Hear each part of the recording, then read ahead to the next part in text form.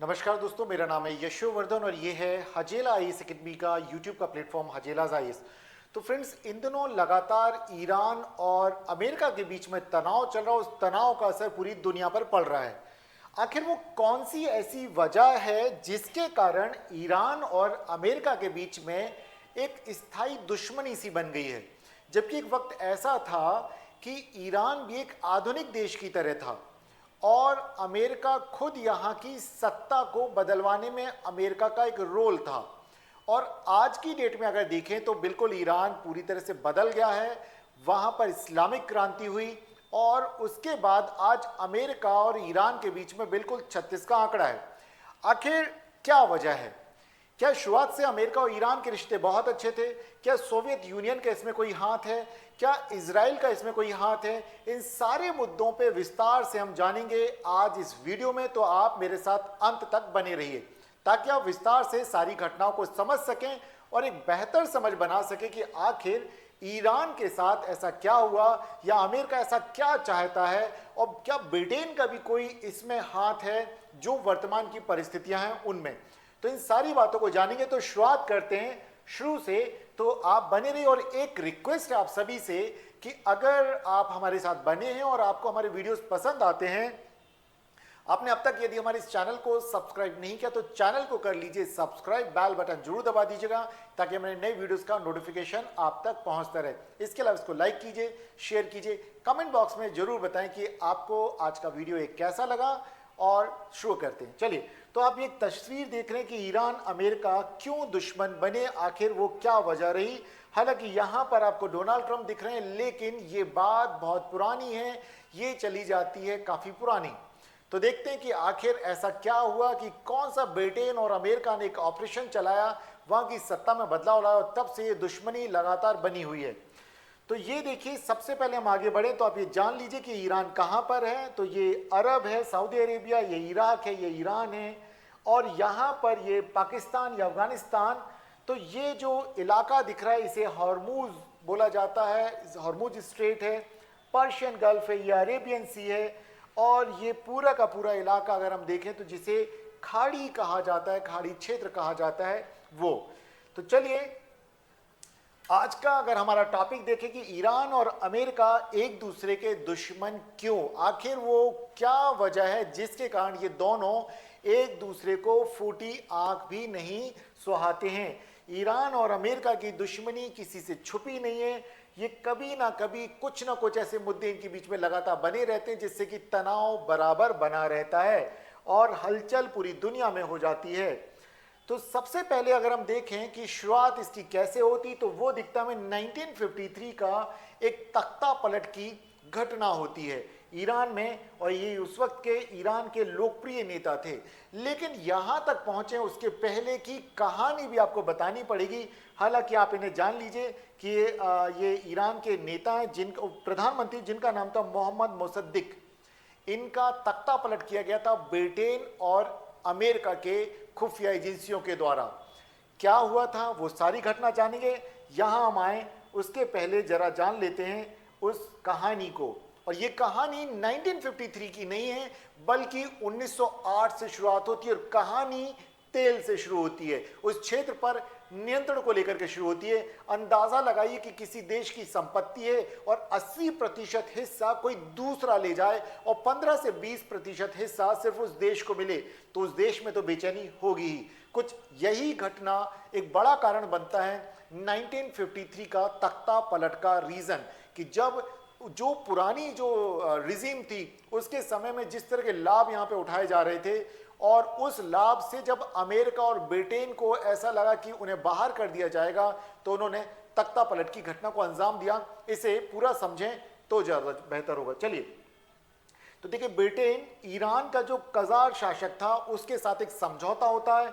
Anglo Persian gulf company जो होती है, जो कि तेल, यहाँ पे अगर बात की जाए तो 80% हिस्सा मिल जाता है किसको, इस एंग्लो पर्शियन गल्फ जो कंपनी है ऑयल की, उसको मिल जाता है। ऐसे में ब्रिटेन लगभग 80% हिस्सा ब्रिटेन के पास जाता है और मुश्किल से ईरान का, जो कि उसके देश के प्राकृतिक संसाधन है, उसका 10 से 12% हिस्सा ही ईरान को मिल रहा था। बेचैनी बहुत स्वाभाविक थी।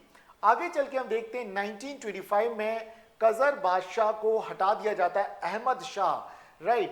तो कजर बादशाह अहमद शाह को हटा करके रजा शाह पहलवी राजवंश आता है और वो यहाँ पे बैठता है। 1941 तक यहाँ पर वे शासन करते हैं और उनके बाद उनका बेटा मोहम्मद रजा पहलवी आ जाता है, वो सत्ता में बैठता है। और यहाँ से फिर एक शुरुआत होती है एक बेचैनी की, जो ब्रिटिश ऑयल कंपनी है उसके अधिकार को लेकर के चुनौती देने की, कि जो लाभ हैं वो ईरान के लोगों को नहीं मिल रहे हैं, ईरान को नहीं मिल रहे हैं, वो सारे लाभ कहाँ चले जाते हैं, कहाँ चले जाते हैं, ब्रिटेन। ये कुछ वैसी घटना समझ जाइए जैसी भारत के साथ ड्रेन ऑफ वेल्थ हुआ था, कुछ वैसा ही ईरान के साथ हो रहा था कि ईरान की जो संपदा है कहाँ चली जा रही, वो लूट करके पहुंच जा रही थी ब्रिटेन। देखिए, अमेरिका के एक पत्रकार हैं स्टीफन किंजर, उन्होंने अपनी किताब है ऑल द शाहज मैन, इसमें उन्होंने लिखा है कि ईरान की जो तेल कंपनी का ऑडिट करने की कोशिश की गई ताकि विदेशी कंट्रोल को कम किया जा सके। कंट्रोल किसका था? ब्रिटेन का। उसके कंट्रोल को कम किया जा सके, लेकिन जो कंपनी है उसने ईरान की सरकार को सहयोग करने से कर दिया इनकार और यहां से फिर चीजें बदलेंगी। 1951 में ईरान की संसद ने एक प्रस्ताव लेकर के आती कि वे तेल के उद्योग का राष्ट्रीयकरण कर देंगे और राष्ट्रीयकरण के पक्ष में जब वोट दिया गया और इस कानून के एक समर्थक थे डॉक्टर मोहम्मद मुसद्दिक, इन्होंने बहुत एक्टिव रोल प्ले किया गया था और बाद में इन्हें बना दिया जाता है ईरान का प्रधानमंत्री। हालांकि राजा कौन है? पहलव राजवंश, लेकिन प्रधानमंत्री कौन है यहां पर? डॉक्टर मुसद्दिक। अब देखिए, मोहम्मद मुसद्दिक आ जाते हैं और जब ब्रिटेन को ऐसा लगता है कि ये वो व्यक्ति जिसके कारण ब्रिटेन के आर्थिक हितों को खतरा पैदा हो जाएगा, तो वो क्या करेंगे? मुसद्दिक की सरकार को गिराने की कोशिश करेंगे और इसके लिए वे कोशिश करेंगे कि जनता में हलचल मचा दी जाए, इनके विरुद्ध साजिश की जाए, खुफिया मुहिम शुरू हो जाती है। और अकेला ब्रिटेन कर नहीं सकता था, ऐसे में उसने अपने साथ मिला लिया अमेरिका को। और देखिए, अमेरिका तो झट से तैयार बैठा रहता है कि किसी भी इलाके में अगर वो जाता है वहां के रिसोर्सेज पे उसको कब्जा मिल जाता है, वो कहीं भी जाने के लिए तैयार है। अब देखिए क्या होता है, शीत युद्ध का समय था, एक हवा ये फैलाई गई कि ये जो मुसद्दिक हैं ये धीरे धीरे यूएसएसआर की तरफ झुक रहे हैं, ये कम्युनिस्ट होते चले जा रहे हैं और कम्युनिस्ट अगर हो जाएंगे तो धर्म को खत्म कर देंगे। तो एक तरह से जो धार्मिक रूढ़िवादी लोग हैं वे भी प्रधानमंत्री के अगेंस्ट हो गए और जो उद्योगपति हैं वे भी विरोधी हो गए कि सारे उद्योगों का राष्ट्रीयकरण कर दिया जाएगा। ऐसे में इनका विरोध होना शुरू हो गया। हालांकि अगर देखा जाए वे खुले तौर पर वे कम्युनिज्म के विरोधी थे, वे कतई कम्युनिज्म के साथ चलने के लिए राजी नहीं थे। उनका सबसे बड़ा हित था कि वे ईरान की जो तरक्की देखना चाहते थे, उसकी समृद्धि देखना चाहते थे। यहां तक कि अमेरिका की मैगजीन है टाइम मैगजीन, जिसने मोहम्मद मुसद्दिक को 1951 में मैन ऑफ द ईयर घोषित किया। इट मीन्स ये व्यक्ति बहुत प्रसिद्ध था, बहुत फेमस था, दुनिया में इसके विषय में बातें की जाती कि देखो ये किस तरह की नीति को लेकर के आ रहा है, जिससे कि ईरान जो तेल से समृद्ध एक देश है उसके राष्ट्रीयकरण कर रहा है तेल के उद्योग का, जिससे कि ईरान को वास्तविक लाभ पहुंच सके। देखिए, दुनिया में सब लोग जानते हैं कि आप 80% कोई और लेकर जाएगा और बचा हुआ 10 से 12% अगर उस देश को मिल रहा है, इट मीन्स उनके रिसोर्सेज का कोई दूसरा दोहन कर रहा है और उसका फायदा नहीं मिला। आज के दिनों में भी देख लीजिए, बलूचिस्तान और पाकिस्तान का जो क्लैशेस है वो इसी बेस पर है। सीधी सी बात, जब भी कभी आर्थिक हितों को लगेगा नुकसान हो रहा है तो वो देश आवाज उठाएगा, वहां की आवाम आवाज उठाएगी। भारत भी इसीलिए आजाद हुआ, अन्यथा हम भी ब्रिटेन की दास्ता को स्वीकार करके रखते। चलिए आगे बढ़ते हैं। अब यहां देखा जाए तो हुआ क्या, देखिए, मुसद्दिक एक ऐसे नेता थे जो कि किसी भी तरीके से ब्रिटेन और अमेरिका के साथ समझौता करने के लिए तैयार नहीं थे। ऐसे में फिर यहां पे चली जाएगी चाल। ब्रिटेन के प्रधानमंत्री विंस्टन चर्चिल और अमेरिका के राष्ट्रपति आइजनहावर, ये दोनों लोग CIA और MI6, जो ब्रिटेन की खुफिया एजेंसी, वो MI6 और CIA अमेरिका की, इनको सक्रिय करते हैं और वे कहते हैं कि मोहम्मद मुसद्दिक की सरकार को गिरा दिया जाए। यहां से अमेरिका ऑपरेशन एजेक्स और ब्रिटेन ऑपरेशन बूट, ये दो ऑपरेशन चलते हैं, इन दोनों देशों के संयुक्त रूप से चलते ताकि ईरान की प्रधानमंत्री मोहम्मद मुसद्दिक की चुनी हुई सरकार को गिरा दिया जाए और शक्ति दे दी जाए पहलव राजवंश के रजा शाह को, जिससे कि वे अपनी कठपुतली सरकार वहां पे बैठा सके, प्रधानमंत्री अपना बना सके। और कुछ ऐसा ही होता है। पहला शासक जो था, राजा था, वहां का शाह का समर्थक एक जनरल था, फजल उल्लाह जहादी। इसे क्रांति का नेतृत्व दिया जाता है, अर्थात ब्रिटेन और अमेरिका इसको लाखों डॉलर देते हैं जिससे कि वहां पे मुसद्दिक के अगेंस्ट ही माहौल बना सके, और बाद में चल के इसे मुसद्दिक को हटा करके प्रधानमंत्री बनाया जा सके। आगे चल के देखें तो क्या होता है, आगे हम देखेंगे कि मुसद्दिक और दूसरे बड़े जो सरकारी अधिकारियों को गिरफ्तार कर लिया जाता है, और यहां पर एक तरह से जो जनरल जहादी और उसके समर्थक थे, इन सभी को, या अजक्स के जो समर्थक थे, उनको सत्ता सौंप दी जाती है और ये क्रांति हो जाती है। जो अजक्स विद्रोह 1953 का ईरान में तख्ता पलट हो जाता है। लेकिन इतना तो आप समझ ही चुके हैं कि आखिर इसके पीछे वजह क्या थी। एक वजह थी तेल पर नियंत्रण, और दूसरी थी कि धार्मिक नीतियों में विश्वास रखने वाले जो ईरानी प्रधानमंत्री थे, माफ कीजिए धर्मनिरपेक्ष, तो वे चाहते थे कि ये जो धर्मनिरपेक्षता, क्योंकि उनके ऊपर धर्मनिरपेक्षता का अगर वे पालन कर रहे हैं तो क्या बोला गया कि कम्युनिस्ट होते चले जा रहे हैं, तो जो धार्मिक कट्टरवादी थे उनको भी इनके अगेंस्ट कर दिया गया। और आगे चल के 1979 की जो इस्लामिक क्रांति है उसकी रूपरेखा भी लगभग यहां से बननी शुरू हो जाती है। हालांकि उसका एक बड़ा कारण भी अगर हम देखेंगे तो आगे चल के हमें देखने को मिलेगा। चलिए, तो अगर देखें तो ईरानी प्रधानमंत्री के तेल के राष्ट्रीयकरण करने की बात की गई, और इसके अलावा शाह को भी इस तरह से बना करके रखना कि सारी शक्तियां उसके पास ना पहुंच जाएं। लेकिन ये वो पहला मौका था जब अमेरिका ने किसी देश में तख्ता पलट करने को अपनी विदेश नीति का एक महत्वपूर्ण टूल बना लिया। ये ध्यान रखने वाली बात है कि इसके बाद तो लगभग ये सिलसिला चल सा पड़ता है, और अमेरिका एक ही नहीं बल्कि कई सारे देशों में, लगभग 53 अलग अलग देशों में अब तक वो तख्ता पलट करने में शामिल रहा है।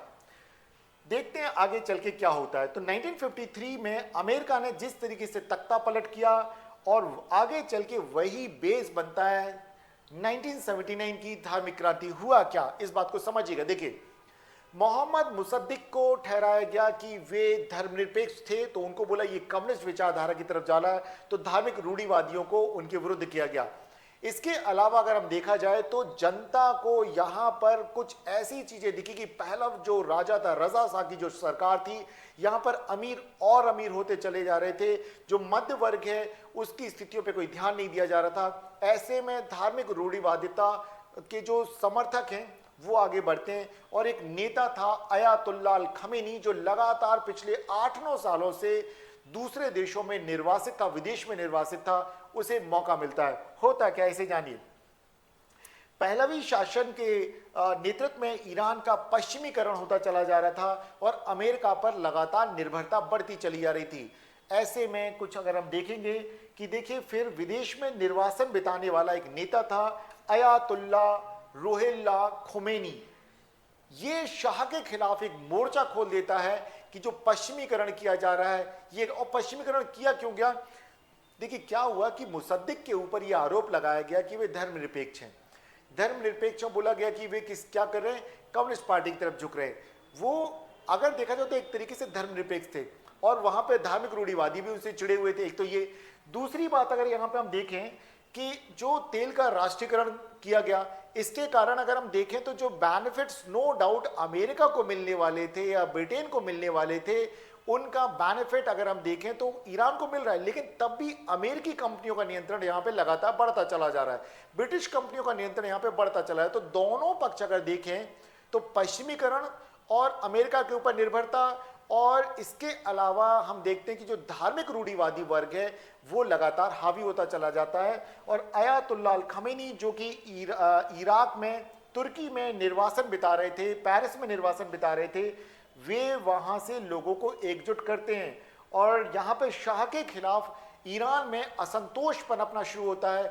सड़कों पे जनता निकल आती है, और देखा जाता है कि आगे चल के 16 जनवरी 1979 को रजा के विरुद्ध ऐसा एक आंदोलन चल पड़ता है कि रजा को देश छोड़ करके भागना पड़ता, मिस्र भाग जाते हैं ये, हालांकि अमेरिका के संरक्षण में।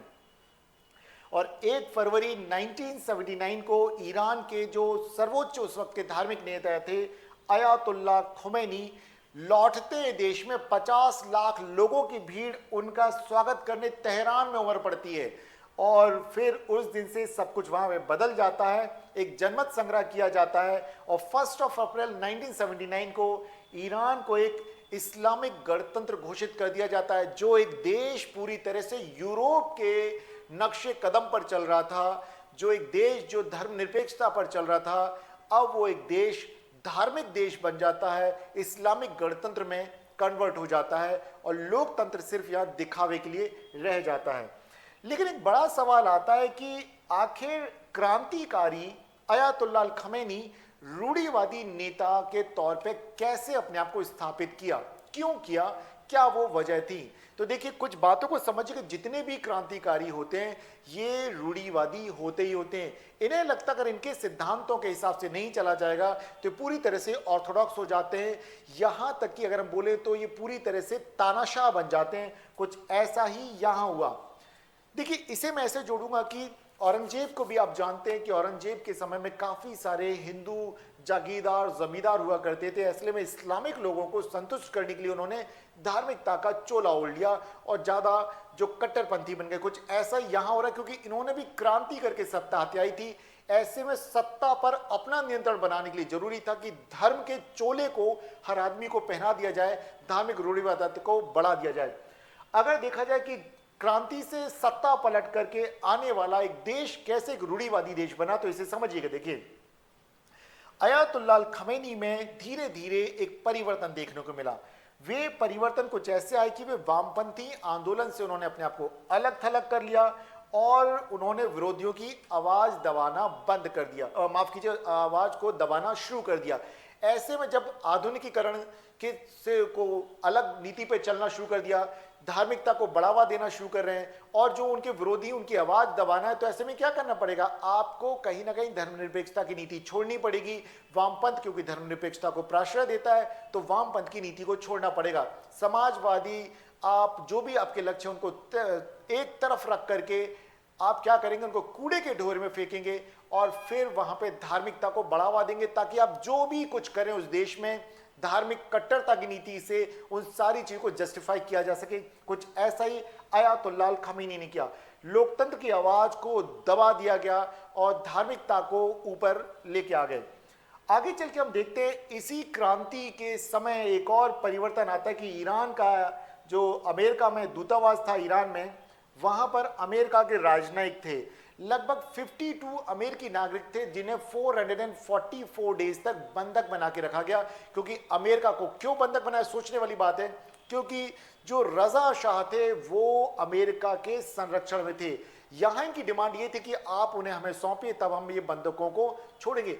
444 डेज तक बंधकों को बनाए रखा गया, ध्यान रखिएगा। तो एक समूह आता है ईरानी छात्रों का, तेहरान में अमेरिकी दूतावास पर कब्जा कर लेते हैं। 52 अमेरिकी नागरिकों को 444 दिन तक बंधक बना लिया जाता है और कहा जाता है कि अयातुल्लाह अल खमैनी का भी इन छात्रों को कहीं ना कहीं समर्थन था। और ऐसे में लगातार उनकी मांग ये थी कि शाह को वापस किया जाए। हालांकि शाह का न्यूयॉर्क में उन दिनों इलाज चल रहा था। आगे चल करके देखते हैं शाह को मिस्र भेज दिया जाता है, जहां पर शाह की मृत्यु हो जाती है और उसके पश्चात पूरी तरह से अयातुल्लाह अल खमैनी को धर्म केंद्रित बना देते हैं अपने इस देश को, ताकि पूरी तरीके से धर्म के आधार पर सभी पूरे के पूरे जो जनसंख्या है उसको नियंत्रित किया जा सके, उसे कंट्रोल किया जा सके, अपने आदेशों के पालन करने के लिए लोगों को बाध्य किया जा सके। कुछ उस नीति पर चल पड़े। फिर एक और हम देखें यहाँ पे स्थिति होगी 1980 से 88 के बीच में ईरान और इराक के बीच में एक 8 साल लंबी जंग चलती है और इस दौरान सद्दाम हुसैन को समर्थन दे रहा है अमेरिका ईरान के विरुद्ध, यहां तक कि वो हथियार उपलब्ध करा रहा है अमेरिका किसको? सद्दाम हुसैन। सद्दाम हुसैन के ऊपर हालांकि ये आरोप लगाया अमेरिका ने कि उसने मास डिस्ट्रक्शन के केमिकल वेपन्स का इस्तेमाल कर रहा है कुर्दों के ऊपर, और उस आधार पर सद्दाम हुसैन को भी सत्ता से हटाया गया, उसके देश पर कब्जा किया था अमेरिका ने। लेकिन यहां पर उसके पहले की स्थितियां अगर हम बात करें तो ईरान के विरुद्ध सद्दाम हुसैन का उपयोग कर रहा है अमेरिका, और ऐसे में अमेरिका दे रहा है साथ किसका? यहां पर सद्दाम हुसैन का। और यूएसएसआर भी उस समय सद्दाम हुसैन की मदद कर रहा है। मतलब अमेरिका जो पश्चिमी गुट है और जो समाजवादी है कम्युनिस्ट गुट है यूएसएसआर, ये दोनों किसकी मदद कर रहे हैं? सद्दाम हुसैन की मदद कर रहे हैं ईरान के विरुद्ध। ऐसे में हम यहाँ देखते हैं कि लगातार इनके विरुद्ध युद्ध चलता है। लगभग 5 लाख ईरानी और इराकी नागरिक मारे जाते हैं। यहाँ पर केमिकल वेपन्स का इस्तेमाल किया जाता है बड़े पैमाने पर, और ईरान में इसका असर बहुत व्यापक होता है। ईरान को यहाँ महसूस होता है कि उसे भी कुछ ऐसा हथियार बनाना पड़ेगा जिससे कि दुनिया उससे डरे, और धीरे धीरे करके वो एक परमाणु कार्यक्रम को शुरू करने की ओर बढ़ जाता है। और लगभग वो प्रोग्राम अपना कि एक परमाणु बम हासिल करना है। यहाँ से चीज़ें फिर बदलेंगी। और सन 2002 तक तो दुनिया को ये पता भी नहीं था कि ईरान एक परमाणु बम बना रहा है, और शुरुआत में उसकी मदद की पश्चिमी देशों ने, अमेरिका इत्यादि देशों ने, जहां से कि वहां पर उन्होंने कहा शुरुआत में कि हम तो बिजली बनाने के लिए परमाणु संयंत्र लगा रहे हैं, लेकिन वो जो इनरिचमेंट है 60% से ऊपर उन्होंने करना शुरू कर दिया, जो कि परमाणु बम में उसे ईंधन के तौर पर इस्तेमाल किया जाता है। जब अमेरिका को इस बात का पता चला तो अमेरिका ने लगा दिए कई तरह के आर्थिक प्रतिबंध और ईरान की अर्थव्यवस्था को कर दिया नेस्तनाबूद, बर्बाद कर दिया। ये जो दुश्मनी है फिर आगे बदलती है, और इस दौरान हम देखें तो इस पूरे इलाके में जो इराक, ईरान या खाड़ी देश का जो इलाका है, यहाँ पर बहुत तेजी से जो नाटकीय घटनाक्रम हमें देखने को मिलता है, परिवर्तन होते जाते हैं। अमेरिका सद्दाम हुसैन का समर्थन करना बंद कर देता, बल्कि सद्दाम हुसैन अर्थात इराक के ऊपर वो हमला करने की तैयारी कर रहा है। ऐसे में ही हम देखते हैं यहाँ पर जो अमेरिका के राष्ट्रपति जॉर्ज डब्ल्यू बुश, वे यहाँ पर ईरान को एक्सिस ऑफ इविल में शामिल कर देते हैं, जिसमें कि नॉर्थ कोरिया भी है, इराक भी है और ईरान भी है। इनको उन्होंने एक्सिस ऑफ इविल कहा है। इसी दौरान अगर देखें आगे चल के तो लगातार ये तनाव बना रहता है, और लगातार बातचीत भी की जा रही कि ईरान अपने परमाणु कार्यक्रम पर रोक लगाए और उसे IAEA जो एटॉमिक एनर्जी एजेंसी है उसके नियंत्रण में पूरी तरीके से लेके आए। लेकिन ईरान अपने कई सारी न्यूक्लियर फैसिलिटीज को उनके निरीक्षण से बाहर रखता है और अपना इनरिचमेंट प्रोग्राम चालू रखता है। लेकिन बातचीत का दौर चलता रहता है। अमेरिका में एक राष्ट्रपति आते हैं, बराक ओबामा, वे काफी उदारता दिखाते हैं ईरान के प्रति, और 2015 में joint comprehensive plan of action यहां तक पहुंच जाते, लगभग विवाद खत्म होकर बातचीत पर आ जाती कि राजनीतिक तौर पर एक हल निकाला जाए। लेकिन चीजें बदल जाती हैं सन 2018 में। आखिर ऐसा क्या होता है? अमेरिका में आ जाते हैं डोनाल्ड ट्रंप, और डोनाल्ड ट्रंप के विषय में सब जानते हैं कि बड़े ही तुनक मिजाज राष्ट्रपति हैं, और वे व्यापारी ज्यादा हैं, राजनीतिक कम हैं। अभी भी इन दिनों में भी अगर देखें तो हर देश को वो अपनी टैरिफ नीति से डरा रहे हैं। यहां तक कि अभी हाल ही में सुप्रीम कोर्ट ने उनकी टैरिफ पॉलिसी के अगेंस्ट जब बात कही तो उन्होंने सुप्रीम कोर्ट को बकवास कहना शुरू कर दिया, और दूसरे सारे देशों को डरा दिया कि उनके अकॉर्डिंगली ट्रेड डील अगर नहीं की तो उन देशों को पछताना पड़ेगा। अगला वीडियो में इसी टॉपिक पर बनाने वाला हूं, तो आप हमारे साथ अगले वीडियो में भी बने रहिएगा। अब यहां देखें कि ट्रंप जब आते हैं और फिर यहां पर वे एक तरफा फैसला लेते हैं, और ओबामा के समय में हुए समझौते को वे रद्द कर देते हैं, और ईरान के ऊपर कई सारे नए प्रतिबंध लगा देते हैं। यहीं तक वे नहीं रुकते हैं, वे कहते हैं ईरान के साथ जो भी ट्रेड करेगा उन सारे देशों को या तो बंद करिए, अगर आप बंद नहीं करते तो आपके ऊपर, आपकी कंपनीज के ऊपर भी उन देशों के ऊपर प्रतिबंध लगाया जाएगा और टैरिफ इंपोज किया जाएगा। भारत भी उसका शिकार बन जाता है। और देखा यह जाता है कि यहां पर ईरान पर जब अमेरिका और यूरोप खुल करके अब आमने सामने हो जाते हैं, यूरोपियन यूनियन यहां पे चाहता है कि ईरान के साथ बातचीत की जाए और परमाणु समझौता किया जाए, लेकिन अमेरिका तैयार नहीं है। कुल मिलाकर के इनके बीच में भी यहां पे विवाद बढ़ता चला जाता है। और अब देखा जाए कि वर्तमान में क्या चल रहा है।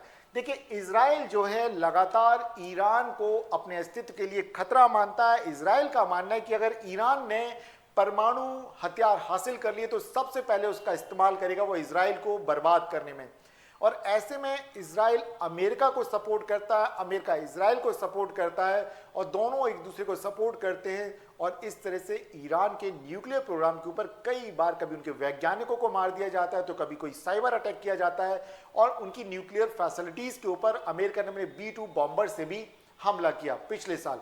तो ये घटनाएं लगातार चल रही हैं। तो देखते हैं क्या हो रहा है। देखिए, अयातुल्लाह अल खमेनी या ईरान इजराइल को छोटा शैतान कहते और अमेरिका को बड़ा शैतान कहते, तो इन दोनों को वे शैतान कहते, तो इजराइल उनकी नजरों में एक छोटा शैतान है। और देखिए रीजन एक और है कि ईरान जो है इजराइल को एक वैध राष्ट्र नहीं मानता, एक देश नहीं मानता। वो कहता है कि इन्होंने जबरदस्ती कब्जा किया हो। ऐसे में जो ईरान है वो कई सारे जो सेपरेटिस्ट ग्रुप हैं जो फिलिस्तीन का समर्थन करते हैं, हिजबुल्ला जैसे संगठनों को, यमन जैसे जो देश हैं वहां के आतंकवादियों को वो समर्थन करते ताकि वे लगातार प्रॉक्सी युद्ध लड़ते रहें इजराइल के विरुद्ध, राइट। इसके अलावा इजराइल का भी जो मानना है कि अगर कभी भी ईरान परमाणु बम बनाने में सफल हो जाएगा तो सबसे पहले वो बनाएगा निशाना इजराइल को। तो लगातार अमेरिका ईरान के परमाणु कार्यक्रम पर इजराइल और ईरान रोक लगाने की सारी कोशिशें करते। इसी क्रम में उन्होंने ईरान के 3 परमाणु फैसिलिटीज के ऊपर अटैक भी किया, बॉम्बिंग की। इसके अलावा ईरान इजराइल के खिलाफ लगातार हम देखते हैं हमास जो कि गाजा में है, हिजबुल्ला जो कि लेबनान में है और होती विद्रोही जो कि यमन में है, इन सभी को वित्तीय और सैन्य मदद देता है ताकि इजराइल के ऊपर ये लगातार युद्ध करते रहें। इसके अलावा इजराइल ईरान के परमाणु वैज्ञानिकों की हत्या करा देता है, उनके ठिकानों पर साइबर हमले करता है और ये लगातार दोनों एक दूसरे के विरुद्ध खड़े हैं। वर्तमान स्थिति अगर देखी जाए तो वर्तमान में अमेरिका ने वहां पर 2 अपने बड़े एयरक्राफ्ट कैरियर्स भेज दिए, 50 से ज्यादा फाइटर जेट भेज दिए। आसपास के इलाकों के जितने भी अमेरिका के बेस हैं उन सभी को अलर्ट मोड पे रखा है। 50,000 से ज्यादा सैनिक उस इलाके में जमवाड़ा हो चुका है। ईरान के ऊपर पूरी तरीके से वो दबाव की नीति पर चल रहे हैं कि ईरान को अपनी शर्तों पर मनवा दें, अगर वो नहीं मानते हैं तो आक्रमण करने से भी परहेज नहीं करेंगे डोनाल्ड ट्रंप। तो अब तक के डेवलपमेंट्स हमने आपको बताए। तो अब पता चला कि अगर 1908 में जब से शुरुआत हुई, ब्रिटेन ने तेल पर जो कब्जा किया, उसके बाद 1953 में राष्ट्रीयकरण की अगर बात होती है तो हम देखते मोहम्मद मुसद्दी की सरकार को वहां पे तख्ता पलट कर दिया जाता। फिर 79 की क्रांति देखते हैं, 80 से 88 के बीच में इराक और ईरान के बीच में युद्ध चलते हैं। देन उसके बाद में फिर पहुंच जाते हैं 2002 में, जब पता चलता है कि इराक जो ईरान है वो परमाणु बम बना रहा है और फिर उसके बाद उसके ऊपर कई सारे आर्थिक प्रतिबंध लगाए जाते हैं। 2015 में बराक ओबामा के प्रयासों से एक समझौते पर बस पहुंचने वाले थे, लेकिन 2018 में जब डोनाल्ड ट्रंप आते हैं वे पुराना जो समझौता हुआ था उसे रद्द कर देते हैं और आज की स्थिति तक पहुंचाने का श्रेय अगर किसी को जाता है तो वो अमेरिका के इन दिनों एक तरह से सर्वे सर्वा बने हुए हैं राष्ट्रपति डोनाल्ड ट्रंप, जो कि सुप्रीम कोर्ट के आदेशों को भी मानने से इनकार करते हैं। काफ़ी गंभीर स्थितियां बनी हुई हैं। अमेरिकी सेना चारों तरफ से ईरान को घेर के बैठी हुई है और ऐसे में वे मौके की ताक में है, या तो डील कर लीजिए हमारे हिसाब से, वे कहते हैं ईरान के ऊपर दबाव बना दे, अन्यथा ईरान को बर्बाद करने के लिए वे तैयार बैठे हुए। मित्रों, आज का एनालिसिस आपको कैसा लगा, पूरी ये दुश्मनी की कहानी कैसी है, ये जरूर बताइएगा। किसी एक दिन में आपको फारस से ईरान बनने की पूरी कहानी और सुनाऊंगा, वो किसी अगले दिन अगले वीडियो में। अगला वीडियो मैं इस पर डेडिकेट कर रहा हूं कि अमेरिका किस तरह से अपनी नीतियों में लगातार बदलाव ला रहा है, अमेरिका के सुप्रीम कोर्ट ने क्या कहा जिसको कि लेकर के डोनाल्ड ट्रंप पूरी दुनिया को एक तरह से परिणाम भुगतने की चेतावनी दे रहे हैं। राइट फ्रेंड्स, तो फिर मिलते हैं अगले दिन एक नए विषय के साथ। तब तक आप लगातार हमारे साथ बने रहिए। मेरा नाम है यशोवर्धन और ये है हजेला आईएएस अकेडमी का यूट्यूब का प्लेटफॉर्म हजेलाज आईएएस। आपको आज का वीडियो कैसा लगा कमेंट बॉक्स में आप जरूर बताएं। इसे लाइक कीजिए, शेयर कीजिए। ज्ञान बढ़ाने से, फैलाने से बढ़ता है। अपनी लर्निंग की जर्नी को जारी रखिए। फिर मिलेंगे। नमस्कार।